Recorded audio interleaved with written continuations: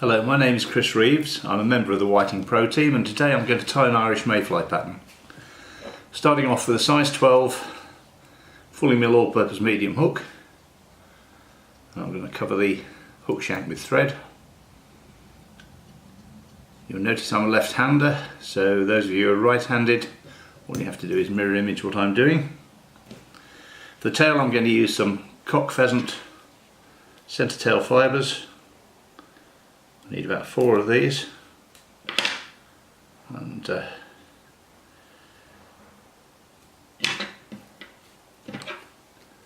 and get 4 that look similar and all go in the same direction so that we get a natural curve on the tail. We'll tie those in at the back of the hook. So we want them to be tied in right to the back of the bend. And the length should be about 1.5 times the hook shank length. And we'll tie them down. And we're going to tie in a length of gold wire for the rib. This is fine gold wire, and it won't interfere with the weight of the fly and make it sink. It will make it more secure. I apologise for the train noise, but I live right next door to a railway line. For the body I'm going to use seal's fur. This is baby seal's fur. This is a pale golden olive colour. I dyed it myself, and it's very easy to dub, provided you always remember to take long strokes with your fingers and go in the same direction. And just make a nice dubbing noodle. If you've done it properly, you can slide it up the silk, trap it in at the back, and then wind it forward in touching turns. Give a nice furry body, and make sure you leave plenty of room at the head. For the body hackle, I'm using a Whiting saddle hackle. This is one I've dyed myself. Again, it's a pale golden olive colour. It's about a size 12 hackle. I'm tying it in at the front, and I'm going to wrap about 6 turns backwards, making sure that it doesn't go in front of the dressing, the dubbing.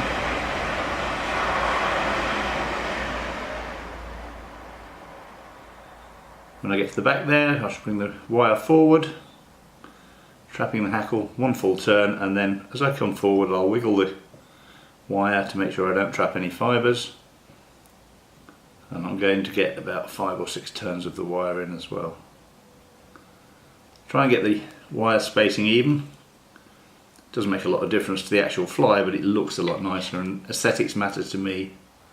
They don't matter to the fish, but they matter to me. Trim off the hackle, break off the wire. Never ruin your scissors by cutting wire. And then at the front of the fly we're going to put 2 hackles on. The first is American hackle. It's just a white one that's been dyed yellow, and I'm just going to trim off most of the fluff, give myself a tie-in point, tie it in nice and tight, trim off the stalk,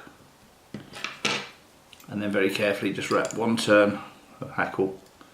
And the way I do it is a little unusual. I bring it up to the top with my finger and thumb. I form a curtain. Then I hang on to that curtain, take the hackle all the way down, my finger and thumb never move. When I get to the bottom I can let go and that hackle will stay folded. Bring it back up to the top again. If I wanted a second turn I'd just repeat the process, but I only want 1 turn for this, so I'm going to tie off right at the top where I've got 1 full turn, very carefully, making sure I don't come forward, and then snip the hackle off with a push cut rather than a snip.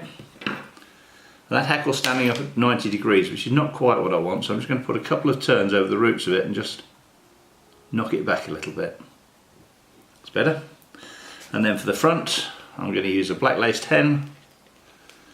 I love these feathers. You get an awful lot of colour.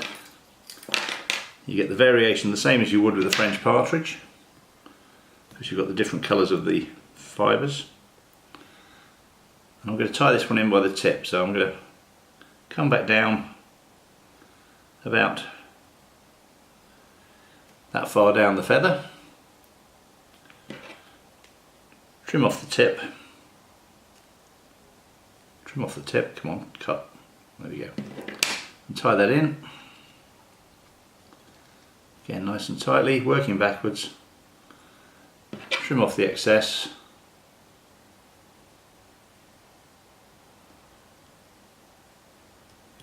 Take your time when you're trimming things, make sure you get it as neat as you can.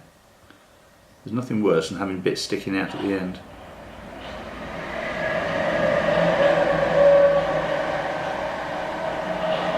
Yep. Take your hackle pliers, affix them to the stem, and I'm going to do exactly the same as I did with the previous one. Bring it up to the top. First I'm going to tie it back in again.